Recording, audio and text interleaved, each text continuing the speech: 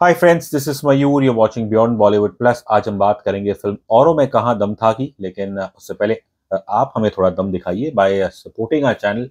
If you like quality film reviews, good stories, तो जल्दी से मेरे चैनल को सब्सक्राइब कीजिएगा and don't forget to press the bell icon. Film Auron Mein Kahan Dam Tha written and directed by Neeraj Pandey. इसके अंदर है अजय देवगन, तब्बू, इनके साथ है Jimmy Shergill, and then there is young actors Sai M Manjrekar and Shantanu Maheshwari. आजकल एक नॉर्म सा बन गया है, हर दूसरी तीसरी बॉलीवुड फिल्म के अंदर कहा जाता है कि their film is inspired by true events या it is based on true events. अब ये फिल्म जब शुरू होती है, औरों में कहाँ दम था, इसके शुरुआत में बड़ा ही इंटरेस्टिंग टेक्स्ट आता है जहाँ कहा जाता है कि some parts of the film are true, और फिर उसके नीचे एक लाइन आती है, ओनली द इम्पॉसिबल पार्ट्स। बतौर दर्शक ये आपके लिए गूगली रहती है, और आई एम श्योर जब लोग ये फिल्म देख के निकलेंगे तो उनके मन में पहला यही सवाल रहेगा कि इस फिल्म के अंदर वो कौन से ऐसे ट्रू इम्पॉसिबल पार्ट्स थे। अब मेरी नज़र में तो खैर जो शुरुआत में दिखाया गया है कि कैसे ये कहानी शुरू होती है 2001 से, जहाँ मुंबई का एक साउथ सेंट्रल मुंबई का एक चौल एरिया है, और वहाँ पे कृष्णा नाम का एक लड़का है जो शायद अपने 20s में है।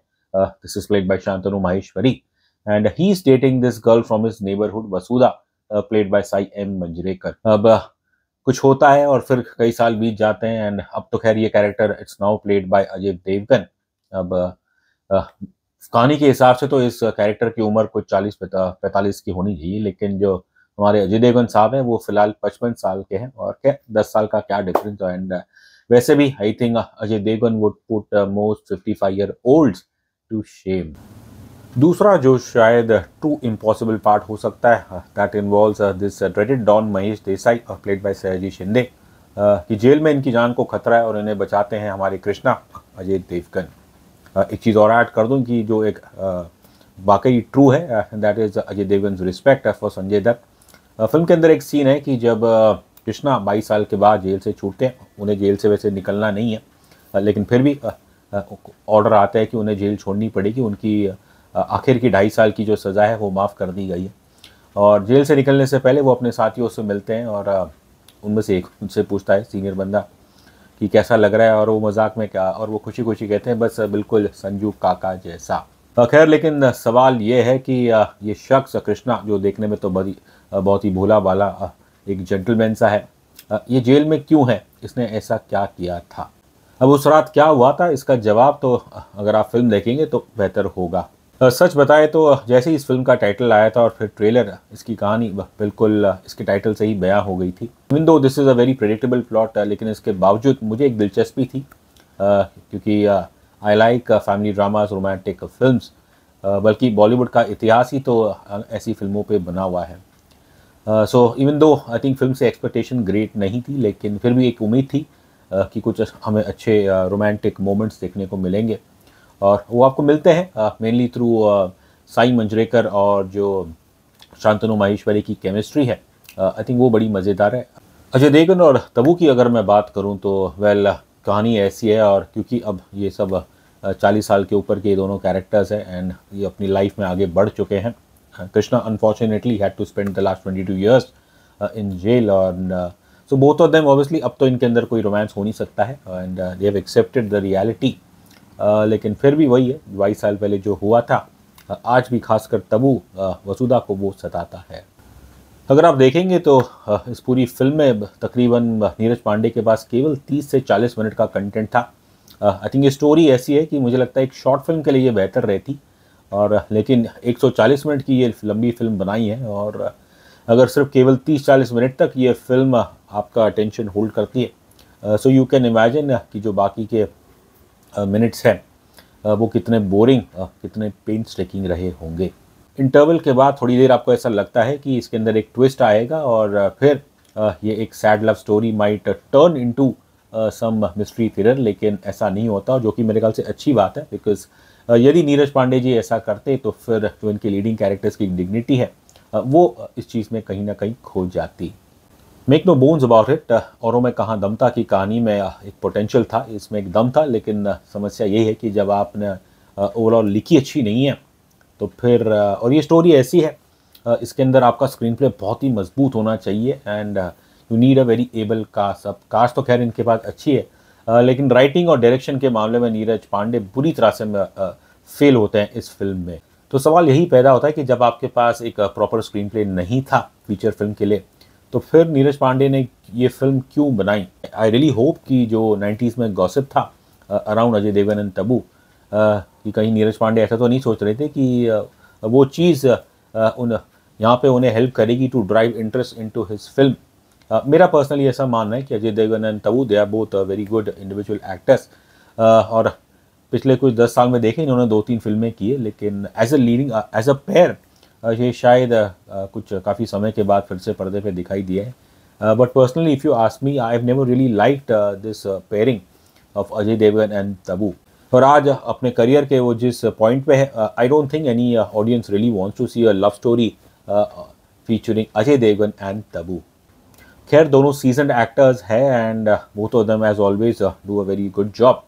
अजय देवगन 55 साल के हो गए, तो पहले जैसे तो खैर एनर्जी है नहीं, एजिलिटी नहीं एक्शन करने में, और इस फिल्म में जो थोड़े बहुत एक्शन सीन है वहाँ पे ऑब्वियसली वो सुस्त लगेंगे, लेकिन he makes up for that with his intensity.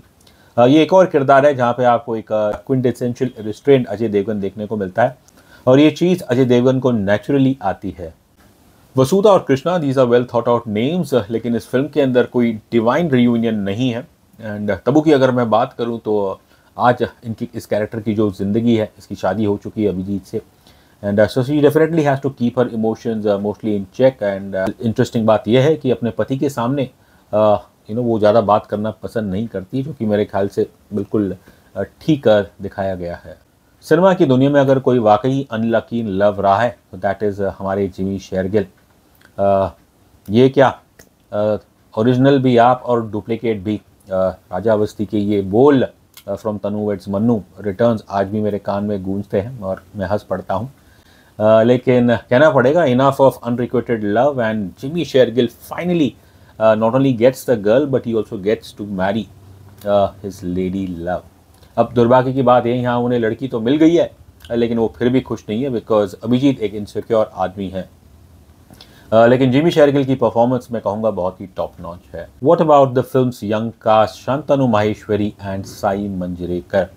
पहले शांतनु की बात करूँ तो फिल्म के जो शुरू के सीन है, खासकर जो इनका रोमांस है, और वो वहाँ पे ये काफ़ी अच्छा काम करते हैं, specially he impresses with his big charm.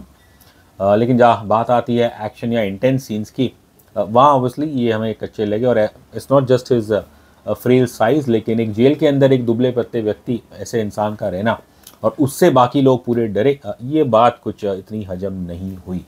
Sai Manjrekar is a sight to behold as the girl next door. इनकी इनोसेंस, इनकी सिंप्लिसिटी हमारा दिल जीत लेती है। अब वैसे तो ये बहुत सॉफ्ट स्पोकन है, सेमी सी रहती है, लेकिन she is way mature than her years. Film के अंदर एक बड़ा अच्छा सीन है जब वसुधा वो कृष्णा से कहती हैं कि she will never let her emotions come in the way of Krishna's career and even her own career.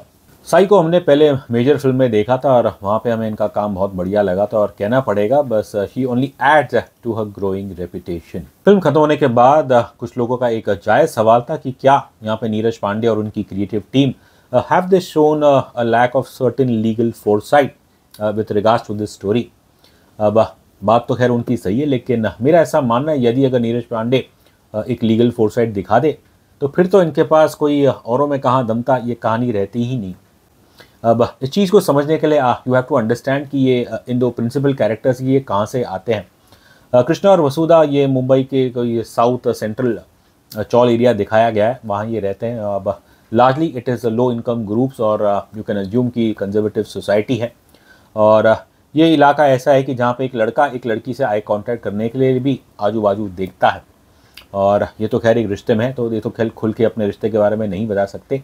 इनका रिश्ता कुछ ऐसा है कि कृष्णा जब हफ्ते में 1-2 बार इनसे मिलते हैं, और फिर जब दिन ख़त्म होता है या शाम ख़त्म होती है तो फिर ये वसुधा को अपनी बाइक पे छोड़ते हैं, लेकिन at a distance of 5 minutes from the residence. Then just add the language barriers, और फिर जो इनसाइडर आउटसाइडर का जो डिबेट जो उस वक्त काफ़ी गर्म रहता था in certain politics, and more importantly जहाँ बात आती है डिग्निटी की, तो फिर वहाँ पे आप कॉम्प्रोमाइज़ नहीं करते, and specially when it comes to the dignity of a woman. यदि ये स्टोरी या ये फिल्म 90s में आती तो इसके अंदर तो मेरे ख्याल से दर्जनों गाने होते। अब तो दौर बदल गए, अब आप गाने नहीं रखते हो फिल्मों में, बस जो थोड़े बहुत रहते हैं एक आध गाने वो बेसिकली बैकग्राउंड में बजते हैं या फिर एंड क्रेडिट्स में बजते हैं। और इस फिल्म के अंदर एक आध गाने प्लेबैक म्यूज़िक बजता है इन द बैकग्राउंड। और जो एक ही गाना मुझे अच्छा लगा वो है तू बाय सुखविंदर सिंह, और बाकी गाने इतने कुछ खास नहीं हैं। The limited scope of this story warranted a shorter runtime and more importantly a flawless screenplay। लेकिन दुर्भाग्य से दोनों ही जगह नीरज पांडे फेल होते हैं। बस the only thing which he gets right is the title, Auron Mein Kahan Dam था। वाकई ही जब आप खुद सेल्फ डिस्ट्रक्टिव हो तो दूसरों की आपको ज़रूरत नहीं पड़ती है। रही बात रेटिंग की, तो मैं इस फिल्म को देता हूँ 5 में से 1.5 स्टार्स।